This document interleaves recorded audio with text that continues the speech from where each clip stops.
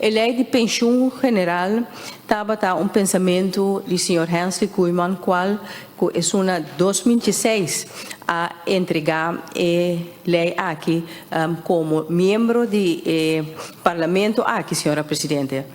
Fora de 2017, a fração de MAN, constelação Baudi, Sr. Platt, Sr. Hato, Cleopa, Sr. Schoop e minha persona a seguir encaminhar o processo aqui para finalizar o trajeto de lei.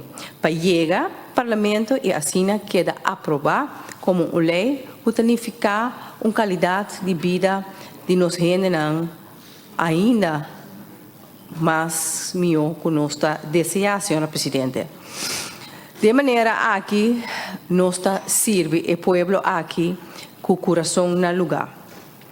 Na 2023, a constelação nova aqui, nós temos o Sr. Stephen Martina, que também forma parte da inteira constelação, que ajuda cada chega na lei que nós apresentamos dia mais do Parlamento, Senhora Presidente.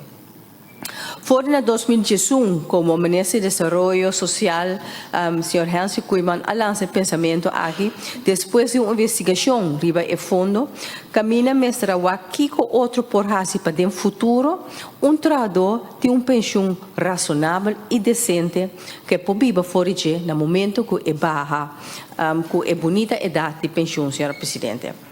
Senhora Presidente, nosso pensamento e ideologia está para todo dia para ajudar a alçar a qualidade de vida de nossa gente, alçar nossa nação. Então, uma realidade que tem basta pessoa qual basta anos elaborar no país aqui e tu chega a idade de 60 anos e agora 65, que solamente é AOV como entrada, qual não chega para gente que porte piba digno de nossa comunidade, Senhora Presidente.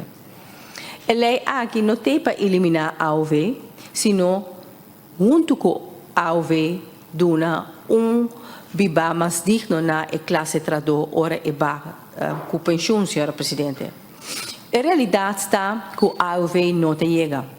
Por lo pronto, em situação que não está, a AOV não vai subir, Senhora Presidente.